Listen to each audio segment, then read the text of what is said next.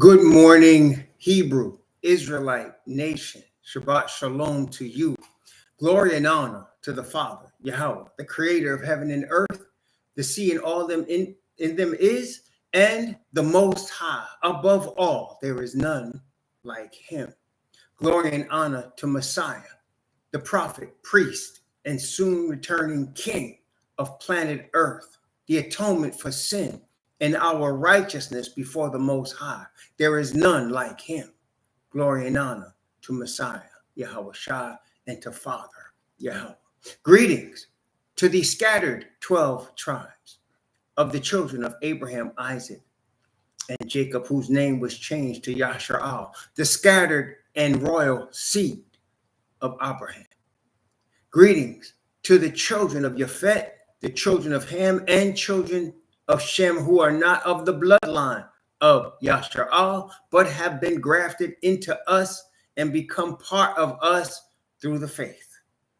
Greetings to the chat. Sister Jillian, Brother Lonnie, Sister 119, Psalm 119, Sister Daniels, Brother Daniels, Isha Shama, Only One Way, Brother Baldy Thorpe, Sister, and Brother Wade, Superstar, Pick New York, Yafi, Organic Fanatic and Family, Gary Joseph, Strict 66, Sister Wade, Brother Stephen Kelly, and Miss Edwards. Greetings to all of you.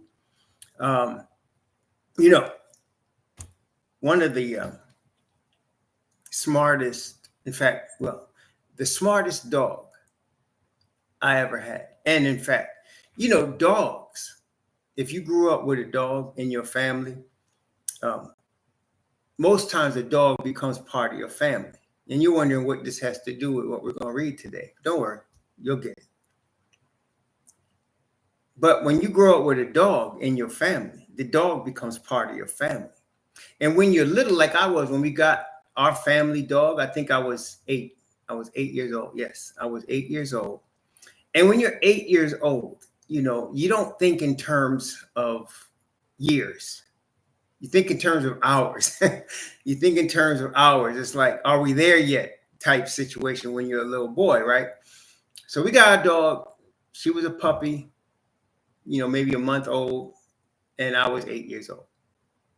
And we trained that dog. My father trained the dog, and I learned from watching him train the dog. And he did things like he built a dog house that was only big enough. He built it from wood, plywood. It was only big enough for her to sit in. And he said he did that because she would not relieve herself and sit in it. So he had her sitting there all night. And then every morning at the same time, he would take her out. And I would say, it's time to go outside. And it was Ginger. And we took her outside. And she got trained. Within a couple of weeks, I think she was housebroken. Like she knew to hold it until morning when she was going outside. Every once in a while, though, dogs have personality, And if she was ticked off at us, and the usual things was we weren't home at the right time when we supposed to be. And so she would do things to show us she was pissed off. Usually she would take the garbage, go into the garbage can and put the garbage all over the house. And she did that. No, and we knew she was pissed off. Once in a while, she'd mess in the house when she was younger. I'd say she would do this in her first year. Maybe she was a year old, still a puppy, first year or two. They're about full grown, but they're still puppies. So my father would take her nose and put it in the doo-doo and say, no, outside. So she got the message. And when she was ready to go outside, she would walk up to the door and scratch the door and look at us, scratch the door and look at us, telling us, listen, you told me not to go in the house, right? Let me out. And at that time, it wasn't like it is now. I'd say we had like a 1/4 acre, which was a nice size yard, and it was fenced in. Well, not always, but it was fenced in after a while. But we had a nice size yard, so it wasn't like you had to walk the dog and then pick up after. When I first saw people doing that, it made me sick, but we just let the dog out. And it ran all over the yard, did its stuff, and then we had a place we would scoop up his stuff and put it in a part of the yard and cover it up with dirt. So she learned by having her nose stuck in it. Don't do that. We have learned by having our nose stuck in it. Don't worship other gods. Don't do that. No. At first, she was housebroken. But then every once in a while, like I said, maybe her first year, she she would go for bad and start acting like, I'm gonna teach you up. And my father said, oh no, you're not. No. And she got it. She got it. And so we have had our nose stuck in it. We was housebroken. We knew who our God was. We knew where we came from. We knew our names. We knew who we were. And then we started worshiping other gods. And the Father kept telling us, don't do that. Don't do that. Not just once or twice, hundreds of years. The first part of our sojourn in the land, when we crossed over Jordan with Yahushua and the priests, and we came into Jericho. From that point to when Solomon was king was 480 years. Let me say, so the point where we crossed over to the point of Solomon's kingdom, Solomon, that not David, not Saul, not Sam, Solomon, 480 years. And if you read the book of Judges, it's a hard book to read because of how we acted. It's a hard book to read. Judges, one thing about the word, man. See, there's some people that don't like the word because it tells you exactly what it is. It don't sugarcoat nothing. And because it's so straight, because it tells you how it is, people don't like it. Some people don't like it. People call it sexist, and they have all kind of modern terms for it. It's sexist, it's racist, and all of these ists that are just stupid. But it tells you what it is. And so when you read the book of Judges, it has in there gang rape, sodomy, and of course, the worship of other gods and the consequences for worshiping other gods. All that is in the book of Judges. So it wasn't like once or twice that the Father kept telling us no. It wasn't that. It was hundreds. It was centuries. And we kept going after other gods. Till finally, Deuteronomy 28, and we're going to talk about Daniel 9. We're going to talk about a few things where the final straw was, and he stuck our face in it. Stuck our face in it and said, I said no. And now we learn. The awakening is us realizing and learning, oh, shoot, he was serious about that. Yes, he was, which is why you hear me speak against very strongly all the religions that brainwashed us in our captivity, especially Christianity and Islam. They have brainwashed us. We have been brainwashed by Christianity and Islam on personal levels. And then, of course, we have been brainwashed into thinking that a group of Goyim are the true people of Yahweh when they are not even close to the bloodline, ain't got nothing to do with us or the Most High. And we have been tricked, brainwashed into thinking that they're the people. And the Bible, through its straight, uncut truth, pure, uncut, no chaser truth, has awakened us and told us this is what it is. And that's why we're so strong in it. This whole earth, the whole system that the Bible calls principalities and powers and rulers of the darkness of this world, of spiritual wickedness in high places, everything on the planet that's made by man, anything man has done, any development he has created is based on a lie. And so, as we're looking at the word of the Father, which we believe this King James Bible is the word of the Father, given to the Hebrew prophets and for them giving through the children of Yafet to get to us, and we're the only ones that understand what it's really saying because it's for us and about us. We believe this King James Bible tells you exactly what it is, tells you exactly what's going on. You know, a person asked me the other day, do I think there's going to be another testament written after the kingdom? And I said, there'd be no need for any more writing. The people that inherit the kingdom will inherit the kingdom, and everything in the book already tells us what's coming before the kingdom, as well as the kingdom. We won't need any more writings when we're in the kingdom. We won't need no more writings, okay? All the writings will be fulfilled, and we'll just be living and enjoying and growing and rejoicing. Praise the Most High. Praise the Most High. So we're going to continue, hopefully finish Deuteronomy 68 today, and we're going to go through some things.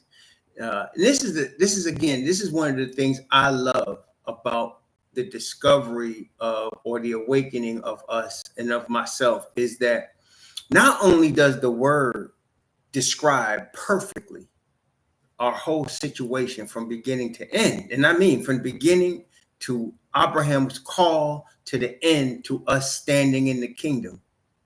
Not only does it describe that and everything in between, but we can be our own witnesses based on our own families.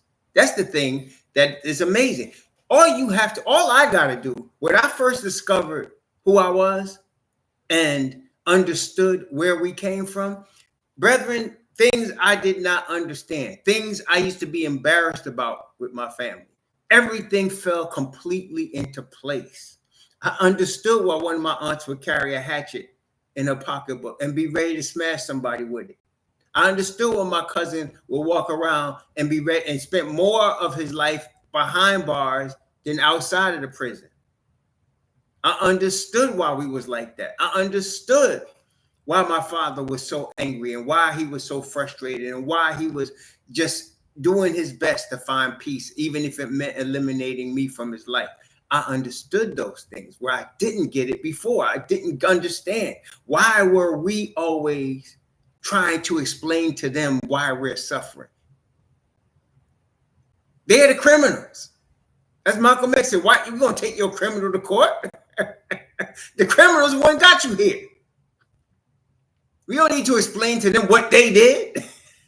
Isn't that something? So all of that came into place, and I started saying, oh, man. And then at that time, I had already started doing an investigation, my own investigation into my father's background, his side of the family.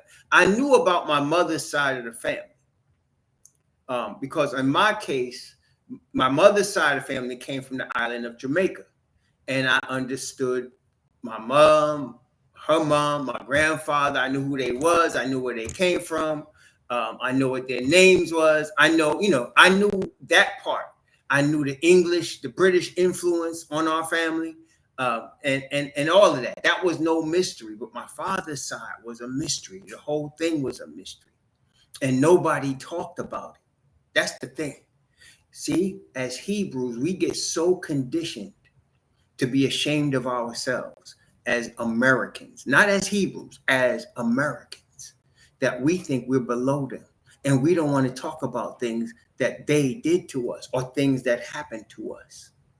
Slowly in my father's, I'd say last 2 years of his life, when I came down here to live, he started opening up a little bit, just a little bit about his mother and about things that happened when he was younger. And then that also, with the understanding I had of who we were, and with what I have found out in my own research, it all made sense, man. Everything made sense. It just all did, and it all fell into place. And so as we are looking at the word and looking at who we are, our history, and how we got here and where we're going, all we got to do is look at our own families and verify what the Bible is telling us. That's all we got to do. Look at our own families and verify what the Bible is telling us. That's it. Okay, that's all we had to do. So it's right. It's generational curses, and that's what this is. The words show us that it's generational curses. It's a grand awakening that is now taking place, that we are now dealing with, right? And so, yeah. And then when I started putting it together, man, shoot, it's amazing. It's amazing. And so, yeah, I mean, like my father was born in a basement. He was not born in a hospital. He didn't have his name. He did not have his name.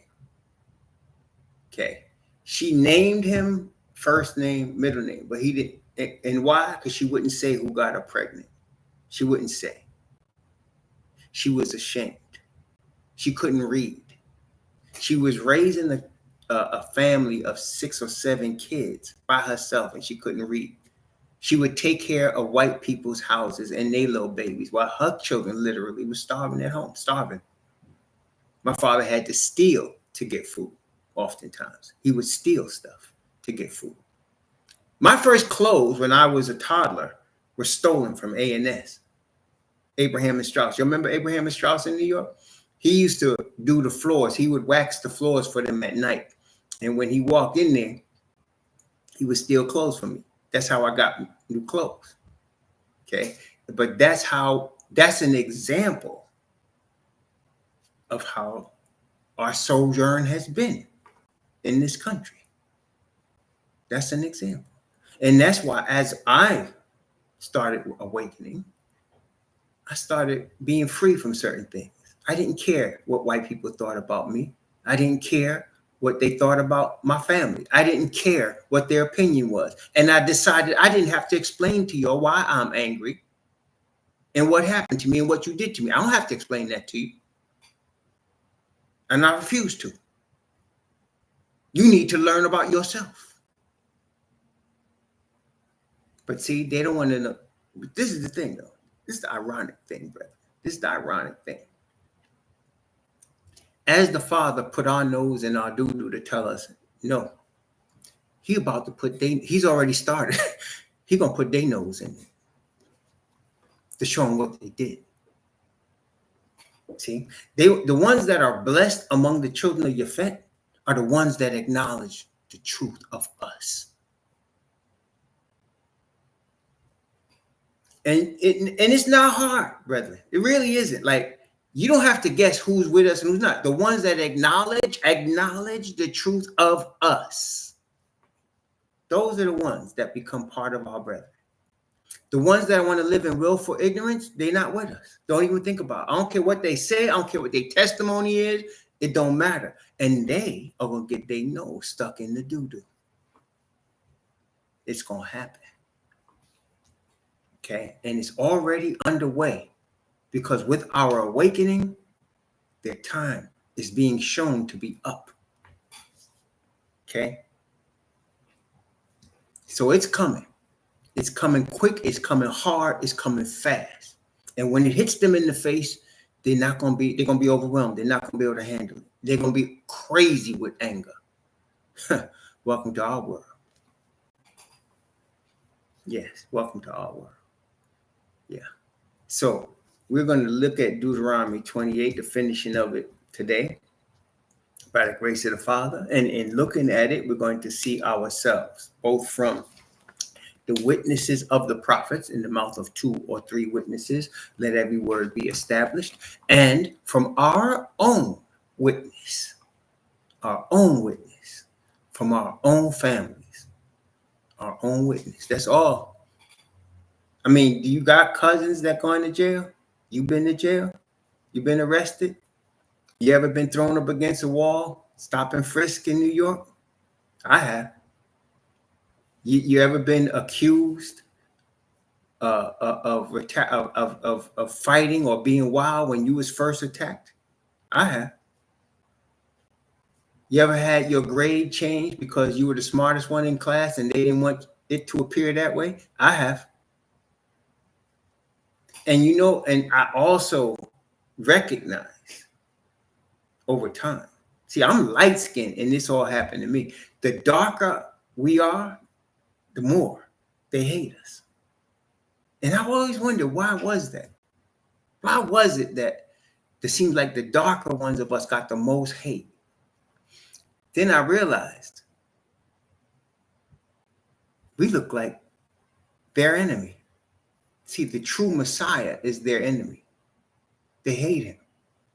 The true Messiah is their enemy. Let me say it again. The true Messiah is their enemy to them. So we look like him. The darker we are, the more we look like him. And they can't stand it. The enemy, the spirit of the enemy that's in them, hates the Messiah. Hates him. And we, being born into this war, not knowing who we are, we're born into a war and we're in the middle of it and don't realize why. Imagine that. And that's the truth. How many people they don't understand why the white people hate them so much. They don't understand why they got to go through much just because of the color of their skin. They don't understand it. But it's because you're born into a war. You're the chosen one born into a war. And you didn't realize it because you don't know who you are. And you're trying to survive in this war that you don't even know why it exists. But it does exist. All you got to do is look, Breonna Taylor, Ahmaud Arbery. All you got to do, George Floyd. All you got to do is look. That's all you got to do. Fred Hampton, Malcolm X. All you got to do is look and you see we're in a war. We're in a war. That's all you got to do. And everybody reacts to it differently. Some people think that if they join forces with the Trump tards in them, that they'll get respect. Or maybe if I fight in their World War I, World War II, Vietnam War, Revolutionary War, maybe if I fight in their war for them, they will appreciate me. No, they still gonna hate you. They're just using you. Maybe if I sing and dance for them and they smile and they clap, maybe they'll accept me. No, they still hate you. You're just an N-word to them. But you're trying to be accepted. Maybe if I marry one of them, you're still an N-word to them. They will always hate you. They will never love you. And if it appears so, it's a lie. The Bible tells us your enemies hate you. Believe the word. They hate you. And it's all good. You can expect that because it's your cousin that's about to destroy them. So you can understand. It's your cousin that's about to destroy them. It's your cousin that's about to destroy them. They should surrender. That's what Paul said. Be reconciled to Yah. He said, we are ambassadors in Messiah's stead. Be reconciled to Yah. We are ambassadors. Be reconciled because he's about to come and he's going to destroy y'all. We ain't got to worry about it. Your time is up. We just being awakened by the Spirit of the Father, and we're understanding now. Oh, shoot, we're in the war. Oh, shoot. We're in the war because of who we are. Wait, we're in the war because of who we are. Remember that, brethren. I can't stress it enough.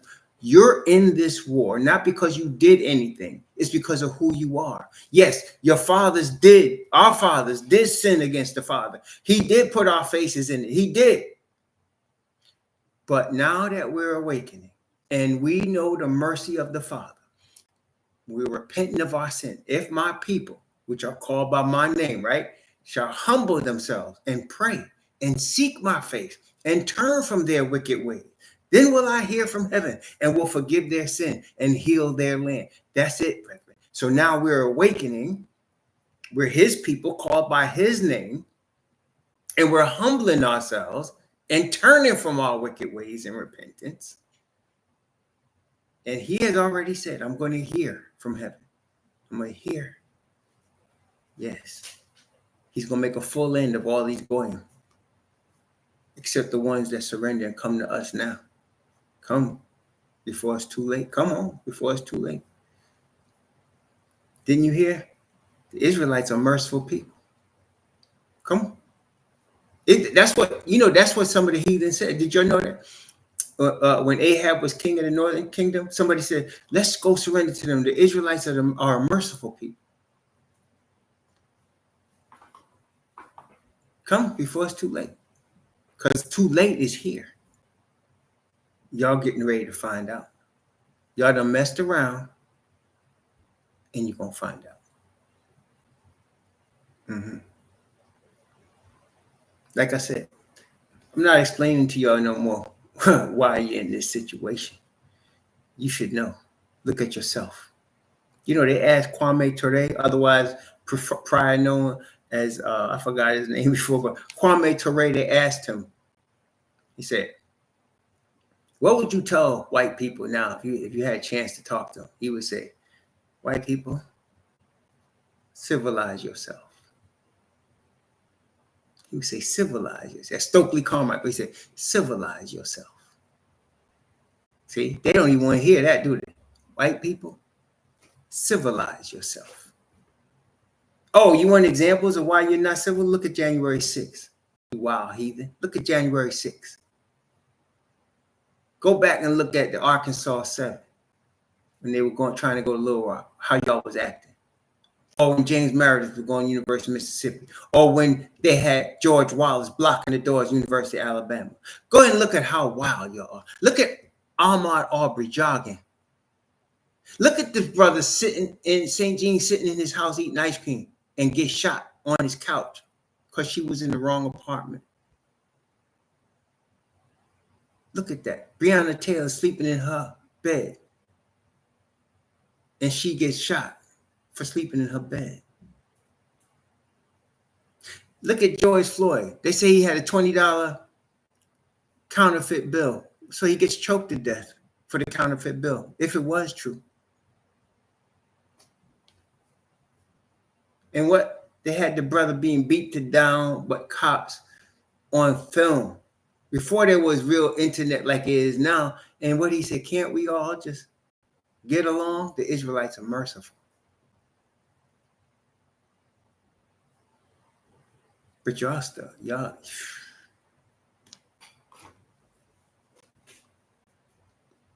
Yeah, brother. Rodney King, right. Yeah, man. Trying to tell you. See, so we just have to look at ourselves and we understand what the situation. Well, guess what? Heathen, y'all gotta look at yourselves too. Because judgment is on the way. Deuteronomy chapter 28. Deuteronomy chapter 28.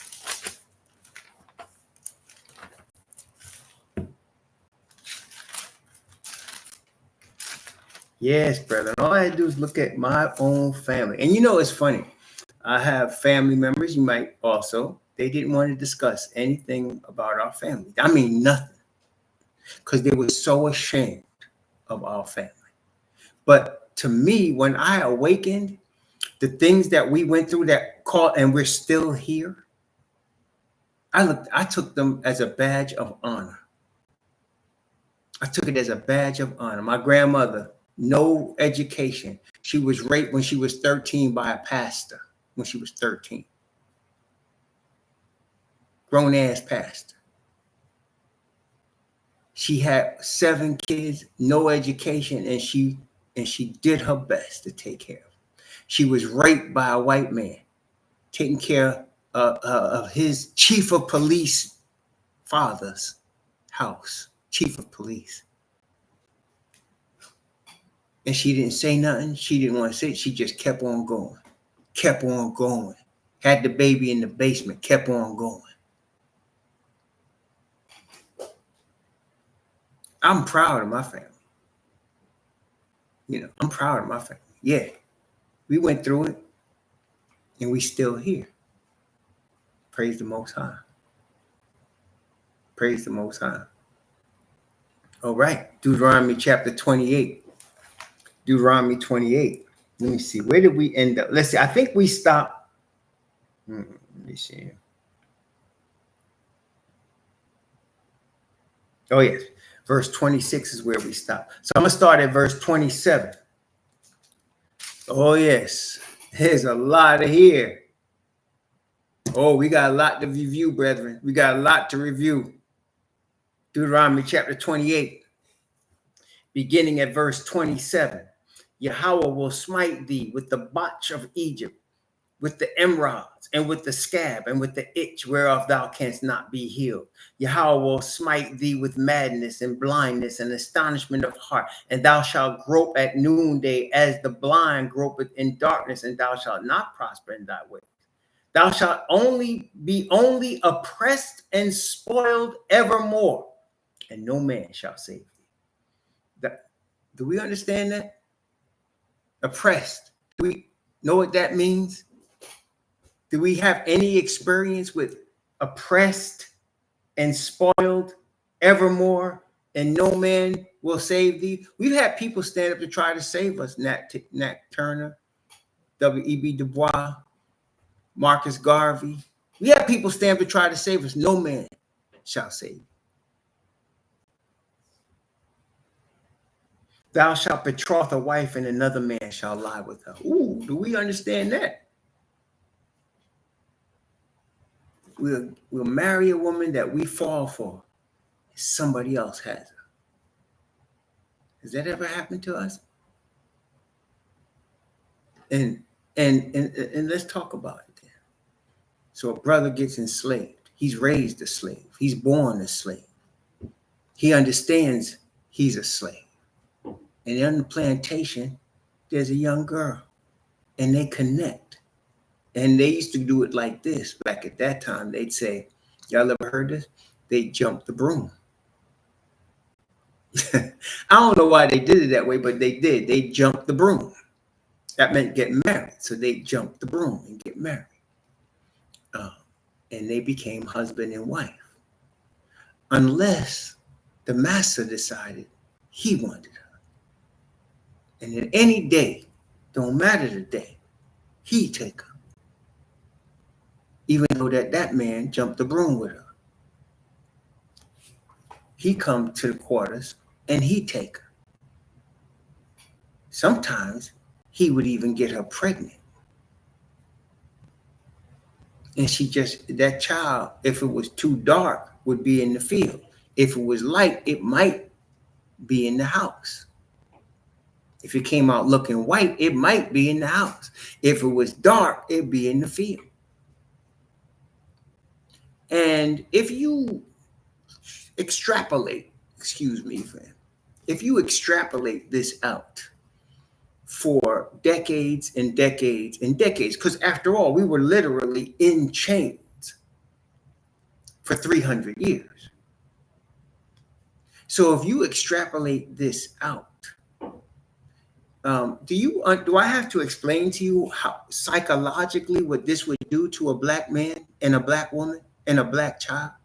Do I have to explain what type of trauma this would carry for generations going forward?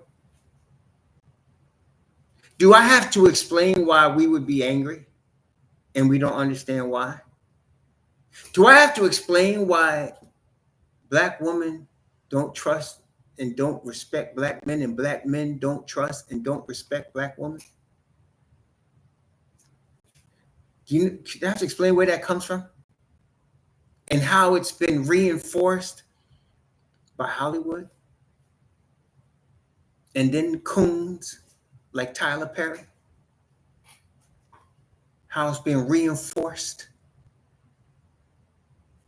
by P. Diddy?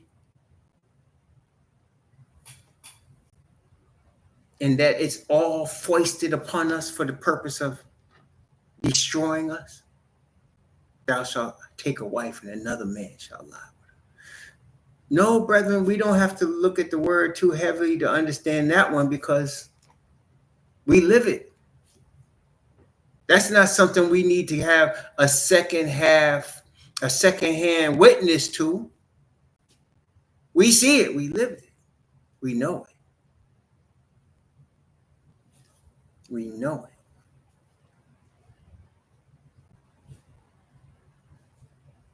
Praise the Most High. Our nose has been in it. Deuteronomy chapter 28, verse 30. Thou shalt betroth a wife, and another man shall lie with her. Thou shalt build a house, and thou shalt not dwell therein. Thou shalt plant a vineyard, and thou shalt not gather the grapes thereof. Thine ox shall be slain before thine eyes, and thou shalt not eat thereof. Thine ass shall be violently taken away from before thy face, and thou shall not be restored to thee. See, that's why we ain't never getting no reparations. Stop whining for reparations. You ain't getting them. You ain't never getting them. Our reparation is the kingdom. And I hear some fool talking about, I want mine now. You ain't getting it now. It's what it is. You ain't getting no reparations. You ain't getting no 40 acres and a mule. Don't you realize they lying to you? That the system of Babylon is theirs. And they're not giving you jack.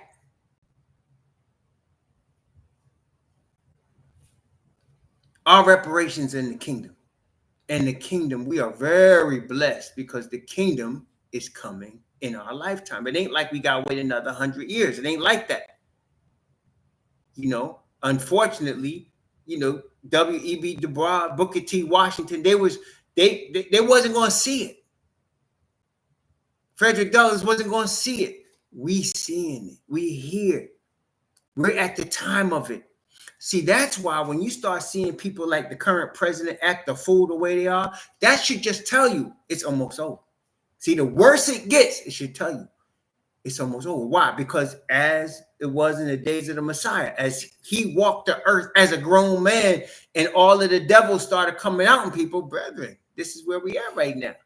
This is where we are right now. All the devils coming out in people because it's almost over. Okay, it's almost over. And it's going to get worse before it gets better. We know this. We ain't got to guess. We're going to get some strong hurricanes, destructive storms, earthquakes, fires. You're going to hear some heinous murders, and it's going to get worse. It's already bad, and it's going to get worse. We ain't got to be a prophet to know that. It's almost over. It's almost over. See, we know this. We ain't got to wait like our fathers before us. We ain't got to wait like Fred Hampton. They never going to see it. We ain't got to worry about that. It's almost over. We are here. We're here, brother. You and I, we're right here when it's about to come off. Okay. Verse 32.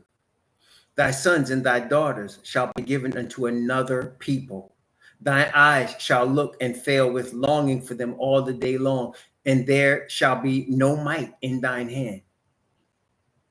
See, when the Father take his blessing from us, we got no fight against our enemies. They can come on our porch and take our little nephew in the middle of the night and drown him and kill him and beat him and torture him, and he's only 14 years old, and then get declared innocent.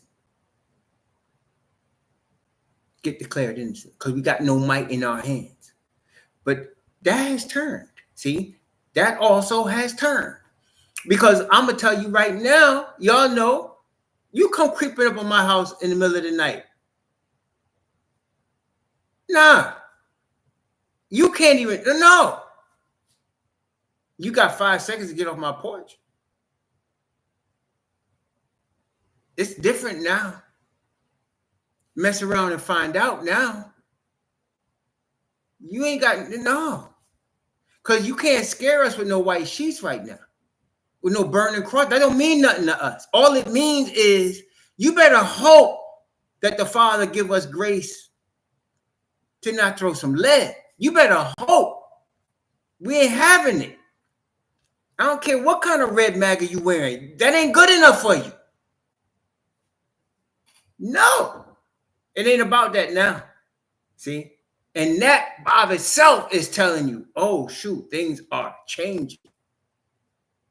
You know, it's funny. This happened just the other day. I'm on my way to the range, okay? I'm on my way to the range. And I got a baseball cap on. I don't wear my cap backwards. I wear my cap straight. I just do it that way. And so, because I'm old, to me, I'm too old to be wearing it backwards, you know.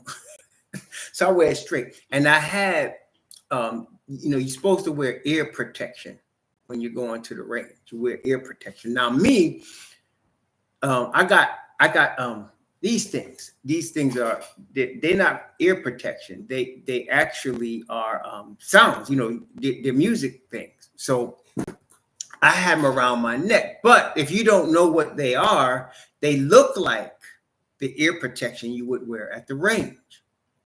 So I'm driving, and there's this fool. He keeps jumping in front of me. He keeps trying to taunt me. I'm in my car just going to the range. So I pulled up beside him, and he saw the ear thing, and he saw where my hat was. And he started hitting his brakes. He looked, and he started slowing down because he might have thought I was going to be reaching for 44 problems, you know? And I started laughing because I didn't realize what I looked like with the things around my neck, because I had it around my neck. I had it like this. It was around my neck. And I was driving and I had my hat down. And he must have thought I had something on me. And man, all of a sudden his boldness went away. See, when they think you might hurt them, their boldness goes away.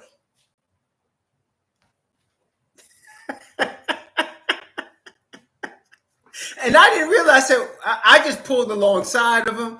I probably wasn't going to say nothing. I was just going to. But when he looked and he saw, because I had my window down, he saw my hat down like this. I guess I looked like a sniper or something. So then, boy, he hit them brakes. All of a sudden, all the shenanigans was over. Man, because down here in Florida, some of these heathen are out of their minds, y'all. But you know what? These Hebrews crazy too. See, so, and then, you know, another time, I'm driving and homie is doing his phone. And I don't have, you know, I don't like that, but do you, boo, right? Right, Stephen? Because do you. But then homie start going like this with his car and he almost hit me. So I'm like, he is so focused on his phone that his car is swerving into two lanes and he don't realize it. So I beat my horn and he jumped up, man. Like he was so focused on his phone, it just about fell out of his hand. And he got mad and he rolled down his window and he started throwing me the finger and tripping like that. And the stupid fool, there was cars in front of him. So we came to the light together. And he looking there, he wondering what I'm going to do. I rolled down my window and I just went like this. I went. And he looked like I just said, you don't want to do that today. And he kind of eased off and there was no more problem. See, I was like, yeah, I did the Kimby. I said, because that particular day, I had something, and I told him, I said, you don't want no smoke like that today. He caught it though. See, we ain't got to be scared of them. We ain't got to be scared of them no more.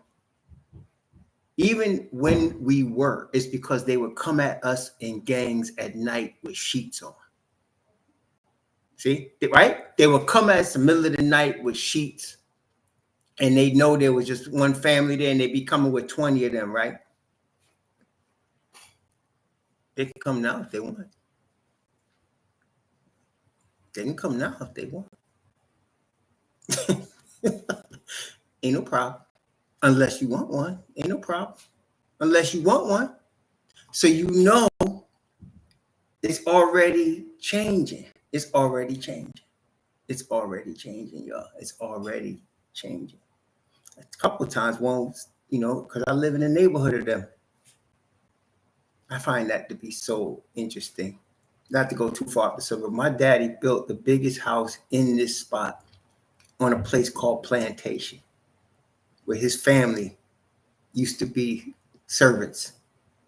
He built the biggest house on this spot. I find that to be so, I love that. So they don't like that. So they sometimes, you know, some walk up and for the outdoor shooting. I got these steel plates, organic nose. I bring them to the outdoor range. They real thick steel. And, you can shoot bullets in them all day. I don't care what kind of bullet you got. You ain't going to penetrate it, right? Unless you got some special ops mess. But for our purposes, they take care of business. You can shoot with shotguns, 44 Magnum, whatever you want. It ain't gonna do nothing to that steel. So I keep the steel in the garage. And so, one time one came walking up on me. He's supposed to be servicing something for me, but he had, the attitude. And he looked and he said, "Oh, you like to shoot?" I said, "Yeah." All of a sudden, his attitude changed. He calmed right down. He calmed right. He said, "Oh, what you like to shoot?" I said, "What you name something?" I said, "Name something."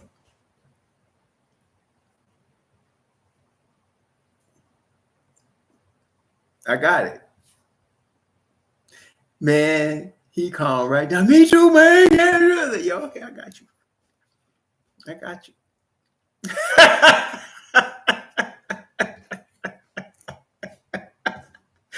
It's changing now. See, now they can still roll up on us with their armies called police and still hurt us. So you gotta be cool with them, right? They still do that, and they still come in packs. They ain't just one; they'll come in packs.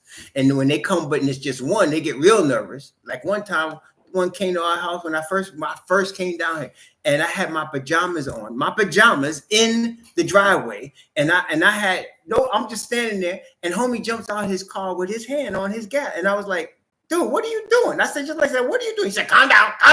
He all excited, got his hand on his loaded gun. I'm in my pajamas, and he's telling me to calm down. I said, "Bro, I ain't got the gun. You do. Calm down.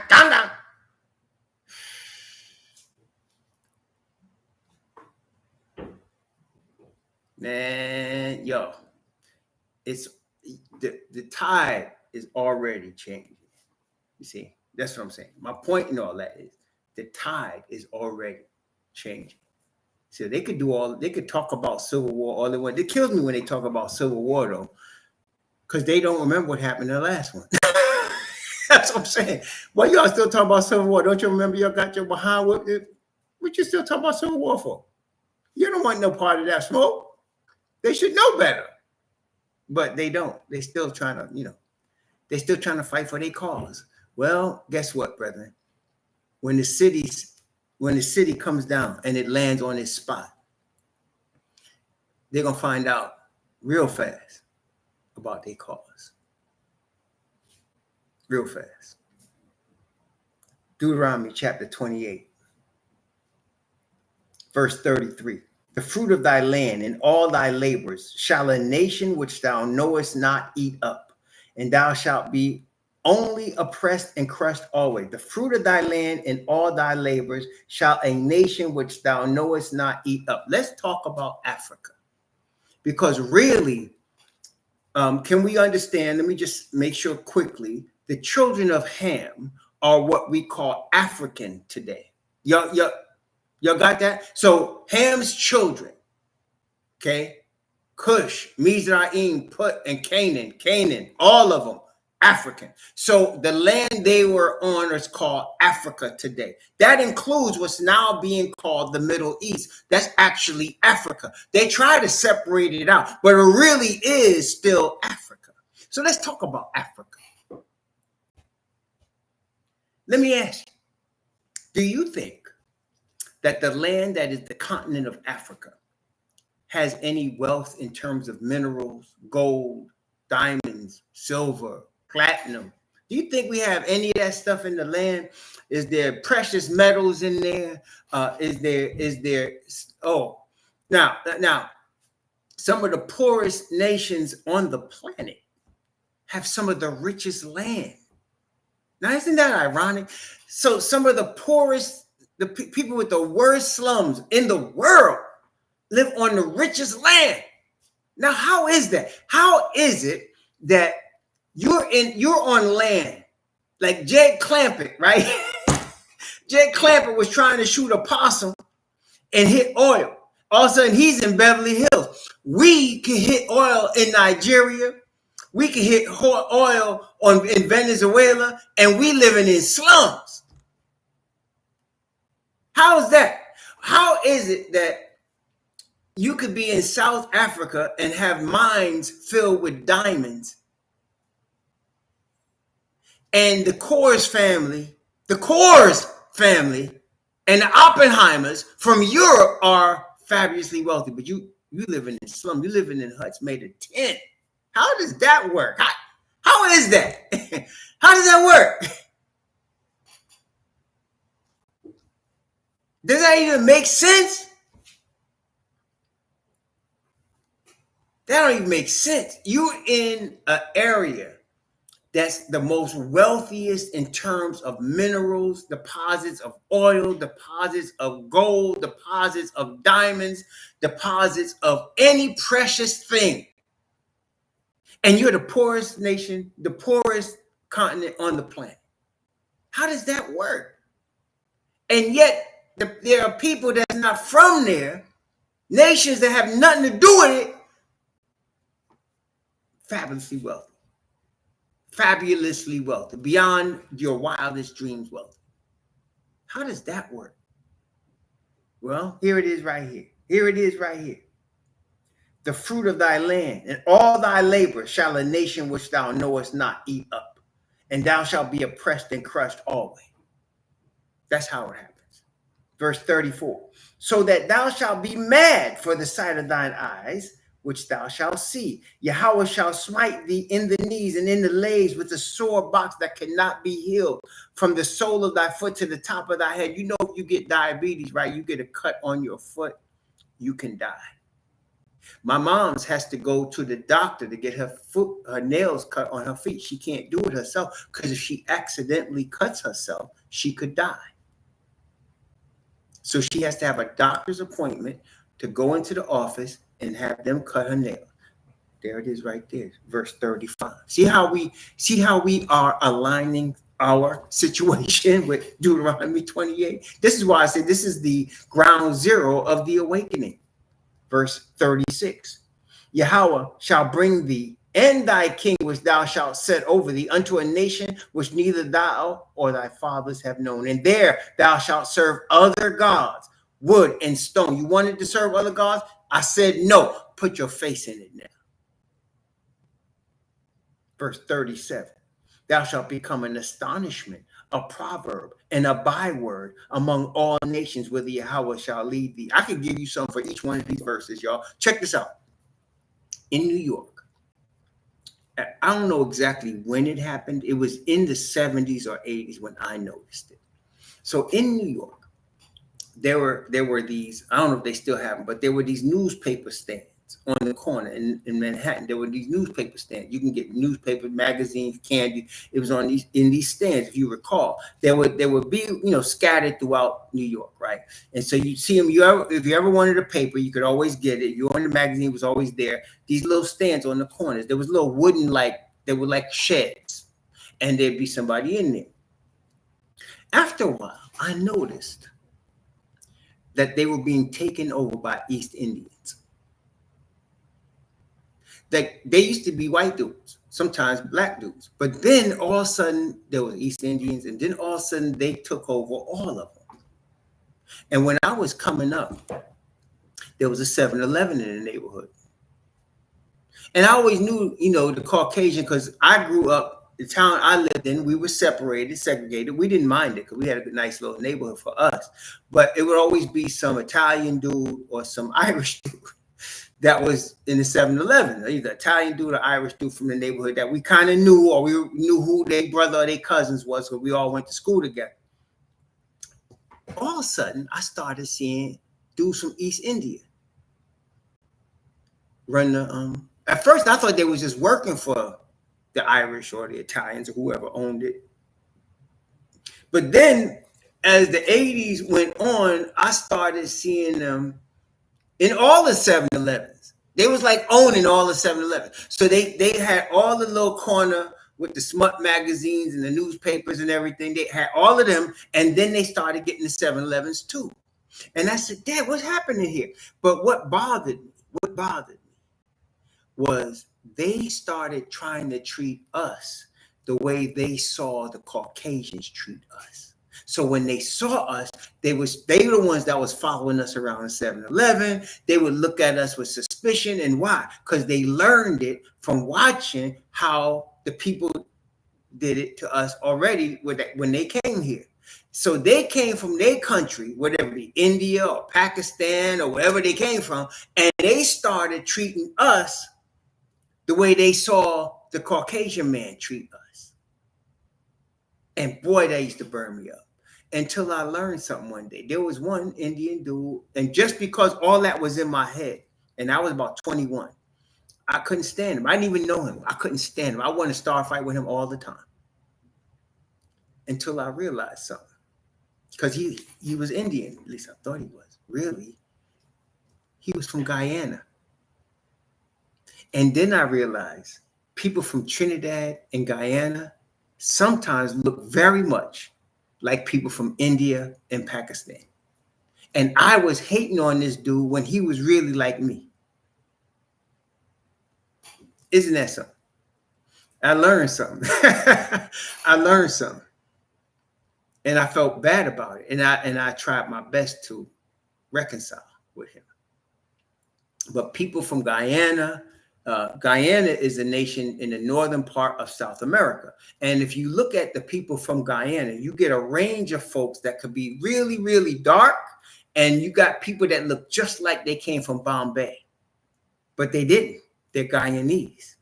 And it's the same with Trinidad. If you look at Trinidad, you got people with different shades, dark-skinned Trinis. Then you got Trinis that look like they Indians. They look like they came straight out of Bombay somewhere. And they're from Trinidad. And they have the same experience as the Jamaicans, right? As the Haitians. They got the same experience. But they just look like the people that came here and tried to treat us like the Caucasians. They look like them. Okay. So I learned, man, I got to be careful. I can't be just judging them like that because they really, some of them are us. I guess they're all us, but some of them don't realize they're us, right? But really, that's what I'm saying. I learned something from that. I learned a lot right there because I used to hate when they did. I hated when I saw them following us around a store or looking like we was going to steal something from their 7-Eleven. Oh, it used to burn me up. Just the thought of it used to burn me up. And then when I come up to the newspaper stand, they looking at me like I'm gonna steal the paper. But yeah. But you see, I learned, you can't just judge them like that. You can't just judge them like that. And that's how, again, the atmosphere of the brainwashing affected me like that. And I know it's not just me, it affected us, man. So that when we walking through this life navigating, sometimes, we're used as a defense mechanism. And that's another thing that kills me when they tell me you're a racist. It's impossible. It is literally impossible for any Hebrew to be a racist. Y'all know that, right? It is literally impossible for you to not to be racist. You say, well, how is that? For you, somebody to call us racist, they don't understand what racism is. See, you have to understand what it is, first off. So in order to understand what racism is, you must understand the root word, race. Where did that word come from? It's not in the Bible. There's no race in the Bible. How did the root race come from? Where did this concept, where did this paradigm come from? It came from Germany. Scientists in Europe decided that they were going to study human beings anthropologically, and they were going to categorize human beings. And they did. They categorized themselves as coming from Caucasus, the Caucasus area of Europe, Caucasoid. They characterized anybody that was of melanated, they coming from the Negroid. Then they did it the whole thing. They had Negroid, they had Caucasoid. I forgot the other ones. They got one that was like Genghis Khan in them. I forgot what they called them, but they had them. And then they had the Indians. They had different categories. But at the end of their so-called scientific study, they decided that these were races of people. Mongolian, thank you, Cherokee. They were races of people. They decided that they categorized Caucasoid, Mongoloid, Negroid, the Asia. That was race. And then they came to the conclusion that the Caucasoid was the superior race. Caucasoid, they decided, was the most intelligent race, the most superior race, and they used as an example their domination of the planet to show that they were the superior race. So the original people of racism come from Europe. But not just that, not just that. Now you have what you're calling yourself a Caucasoid race. Then you broke it down even further. If you had no melanin and you were from Europe of the Caucasoid, you categorized yourself as white. And based on your domination of the planet, you can help or hurt or destroy any other race.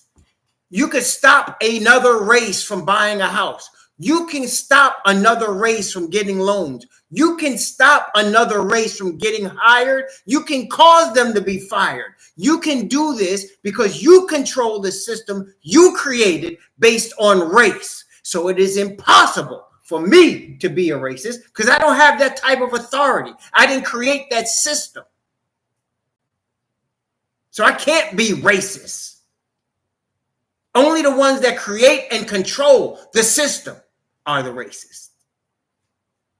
When we talk about black, we are doing it as a defense mechanism against the racist. We don't have power to stop a white person from coming in a black neighborhood and buying something. That's what's called gentrification. We can't stop that. But guess what they could do? They could stop us from moving in their neighborhood. They can. Okay? They have power to do that. That's a racist. And they can do it based on your race. That's a racist right there. I don't have no power to do that. I can talk against white people until I'm blue in the face and don't make me no racist because I have no power to exercise. Okay? Anything we are doing for us is our defense against their system. And they know racism in trying to defend yourself against an offensive force that has spent more than 4 centuries trying to destroy you. That's not racist.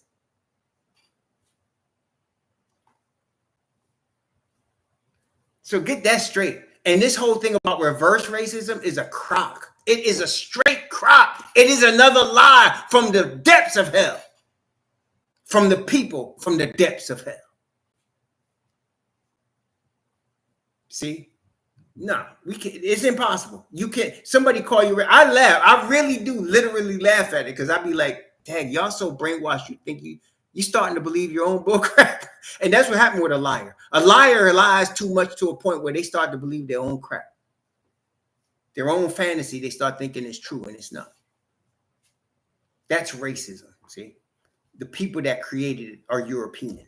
The children of Yafet are the only racists on planet Earth. Now, other people have learned their behavior. For example, Japanese have learned their behavior and think they're better than Chinese. Japanese and Chinese think they're better than anybody with melanin. They have learned their behavior. And in Japan and in China, they can exercise that racism. They can stop you if you're coming from Africa from getting a job. They can stop you from getting a loan. They can stop you from buying a building. They can stop you from doing anything they want to stop you with because that's their society. And they've learned from their cousins in Europe how to stop you. Dominicans can decide they're not Haitians. They're better than Haitians. They've learned from their colonizers in Spain. They've learned. See, it's learned behavior, but you need power. In America, the Hebrews here that are descendants of slaves, we ain't got no power to be doing something to call us no, we're the least racist people on the planet because we don't got no power. Haitians got land. Dominicans got land. China got a whole nation. Japan got an island nation. They can exercise stuff. We can't. We can't exercise nothing in the United States of America. What are we going to exercise? That's what kills me. You don't call us racist? Are you crazy? They got to be nuts. They got to be nuts, y'all. They got to be. They got to be. And that's what I say. They don't understand their own history. They have been so deluded. They live in a world of delusion. They don't understand their own history. See, we understand their history. You know why? It was forced on us. Their history, we're part of their history. It was forced on us. That's why we understand what a white Jesus is. And we're not racist for saying that, because white Jesus was forced on us. So we understand it. They don't even want to acknowledge what they did, though. But that's their problem. They're about, like you said, yeah, who said that? They're about to find out, though. They're about to find out. Deuteronomy 28. See, the more we get into it, the more we get out of it. Deuteronomy chapter 28. Did we not become an astonishment and a proverb and a byword among all the nations? Didn't we? We become such an astonishment, such a proverb, such a byword, that people think like this. Black people will leave the United States of America and go to another country. And what they're wondering, one of the things they're wondering when they go to this other country is, do they like black people? Does Thailand like black people? Does Malaysia like black people? Are black women safe in Portugal? That's what we think about when we go to another country. Why? Because we're a proverb, a byword, an astonishment among all the nations. That's why we think like that. Do they like black people in Canada? Can I go to Ireland? How would they treat me? If I go to France, how are they going to treat me? You got to think like that. Why? Because they may not like you. Because they may be treating you the way the master used to treat you over here, because they're cousins, right? So you gotta think like that. Do they like you? Now, after when you awaken, you probably don't care. Like, I don't care. You could like me or not like me. If I buy something here, it's mine. You could like me or not like me. When you take it, you just take it. Because I'm looking for the kingdom. See, when you realize who you are, brethren, when you awaken and realize who you really are as the Hebrews of the Bible, when you realize that, brethren, this whole earth is yours. You can walk this earth and not worry about it. You can walk this earth anywhere. You are the special seed. You can walk this earth and change anything. Don't matter. Because every place you go, the heathen got it. It's in Babylon, right? But it don't matter because it's all going to be yours. See, it might belong to the heathen now. That's all cool. The kingdom is coming, though. You walk this earth and where you set your foot, it's going to be yours. Just remember that. Don't matter. And look, we not the type to go to other people's nations, expect them to change and bend to us. There are certain people that do that. But we not that. We are the type to try to blend in, try to get along, try to, understand the culture. We understand. We like that. And so we but we don't worry about it. Just don't worry about that. You understand who you are. When you go there, you are the unique one. They might be staring at you. Yeah, it's all right. Let them stare, because you are a masterpiece. It's all good. It's all good. Don't worry about that. Okay? When you set your feet, it's going to be yours. It's going to be yours eventually. And it's all good. Get along. No matter where you at, get along. It's all good. You are the unique ones. You are the inventors. They try to discover what you make. Okay? They ain't got that. They can only try to discover what you do. You are the chosen seed that Yahweh has blessed. You remember that. When you understand who you are, you got to remember that. You are the chosen seed that Yahweh has blessed. You go in peace. You are the chosen one. And the land that you set your foot on can be yours if you want it. We are living in a time where that's going to happen. They're going to be scared. They need to be. We beseech you in Messiah's stead, be ye reconciled to Yahweh. It's all good. See, don't have to worry about whether they like you or don't like you. That don't matter no more. See, we're at the stage of history. Once you awaken, The outside forces don't matter. Once you awaken, that's right, meek but wise, right? Exactly. The outside forces don't matter. When you awaken, the outside forces don't matter. See, it's like there was a basketball team in the 80s, the Los Angeles Lakers. They were so good. They won 5 championships in the 1980s. And they were so good in the 1980s that one of their players said it got to the point where it didn't matter who the opponent was, because really it was just us and the ball. The opponent didn't matter. And brethren, when you awaken to who you are, the opponent doesn't matter. It doesn't matter. Wherever you go, you are the chosen seed. Doesn't matter. Praise the Most High. That's why don't worry about any place in the world the Father may send you. You know, it don't matter. He's always going to pick right. He's never going to pick wrong. If he's picking where you're going to be, no matter where it is, you're going to be okay. He's picking it. Just make sure it's him. Make sure the Spirit is talking to you and you're being guided by his Spirit in the path he has led for you. Because when he leads you in the path, you are good. Don't worry about it. Don't worry if they like you or not. That don't matter. That only matters to the president. They don't like me. I don't like them. That's childish. When you become a man, you put away childish things. Praise the Most High. Deuteronomy chapter 28. Verse 38. Thou shalt carry much seed out into the field, and shalt gather but little in, for the locust shall consume. Thou shalt plant vineyards and dress them, but shalt neither drink of the wine nor gather the grapes, for the worm shall eat them.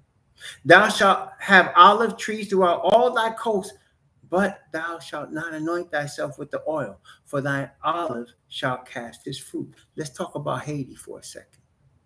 Let me ask you, does Haiti own natural resources? Are there natural resources in the land on the island of Haiti? Are there natural resources there? Do they have natural resources? Do they have fruits and grains and vegetables? Do they have stuff in their land, in their mountains? But why are they so poor? Because they're one of the poorest nations on the planet. Because it says here, thou shalt plant vineyards and dress them, and neither shalt drink the wine nor gather the grapes, for the worm shall eat. Thou shalt have olive trees throughout thy coasts, but thou shalt not anoint thyself with the oil, for thine olive shall cast his fruit. Thou shalt beget sons and daughters, but thou shalt not enjoy them, for they shall go into captivity, aka jail. Thou shalt beget sons and daughters, but thou shalt not enjoy them, for they shall go into captivity. All thy trees and fruit of thy land shall the locust consume. The stranger, we just talking about this, the stranger that is within thee shall get up above thee very high, and thou shalt come down very low. He shall lend to thee, thou shalt not lend to him. He shall be the head, and thou shalt be the tail. In all the nations, but especially in the United States, have we not experienced strangers? Not even people from, this is the thing. The United States was taken over by Europeans, okay? It was. The land was overrun and taken over by Europeans, built up by Hebrew slaves and developed, okay? But the Europeans, now you have other nations that are not European. They come into neighborhoods that even red line neighborhoods where we are, and they open stores, liquor stores, delis, cleaners. They open all kind of stores, small businesses that we can't open. They can open them, and they get rich. They make money. They send their kids to great schools. They get good jobs. Their families grow. They get solid. Yeah, all kind of restaurants. You got Italian pizzerias. You got Chinese restaurants. You got cleaners. You got all kind of businesses.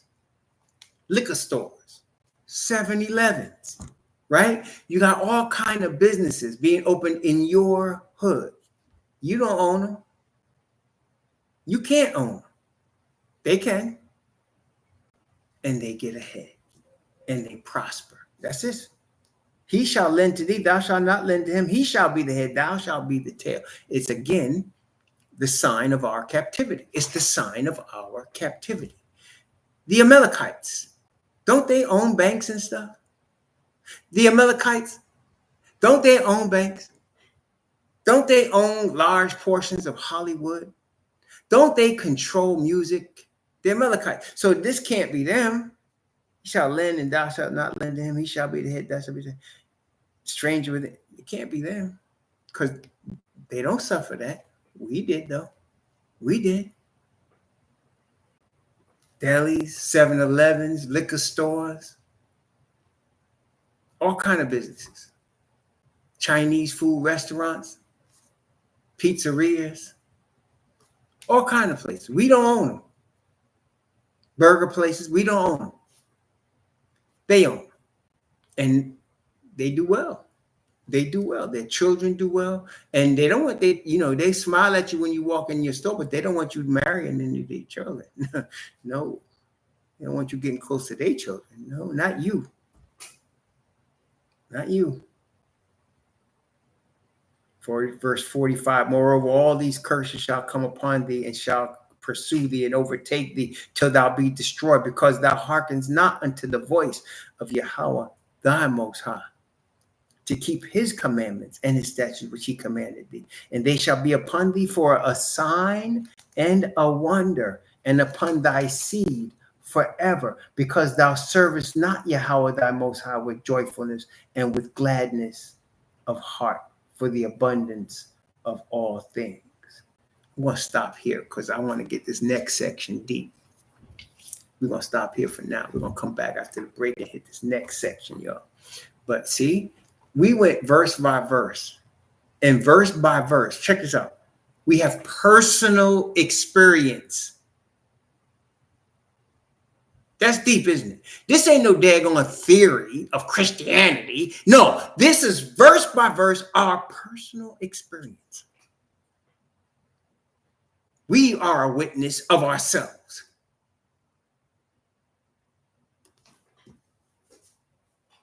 That's amazing, isn't it? You sitting there reading this, and I'm reading about my uncles, my cousins. I'm reading about my aunts, my grandmama. I'm reading about my grandfather. I'm reading about my neighborhood. I'm reading about my friends.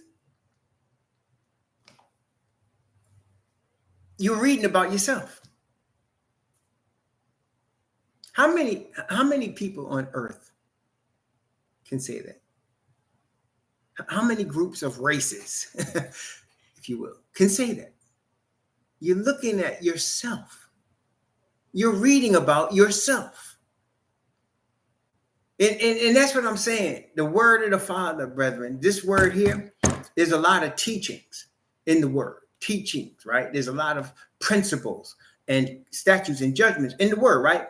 But to me, the most powerful thing about the word is the prophetic utterance. See, everybody want to try to be a prophet. That's why there's so many false ones out here. Everybody want to try to be a prophet, man. But when you are actually reading prophecy and it is fulfilled in you, that's something else, man. That's something else. The prophecy, this is Deuteronomy 28, it's a prophecy. And it's fulfilled in our families.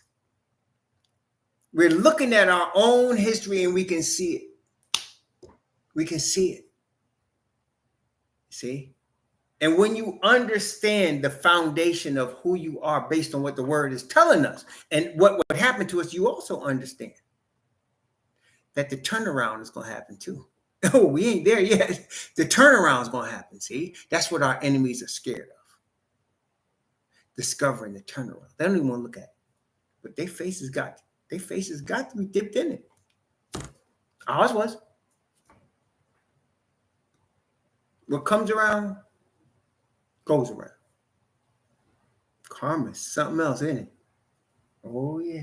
So we're going to come back after the break and deal with it. And come back after the break and deal with it. Praise the Most High. Mm-hmm.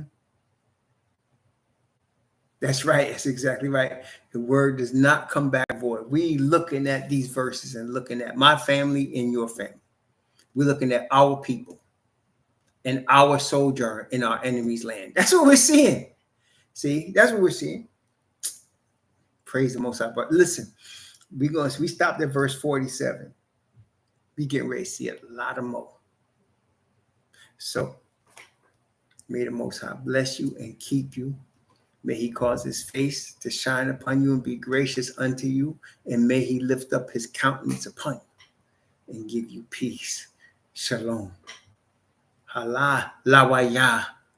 Hala, other words, hallelujah.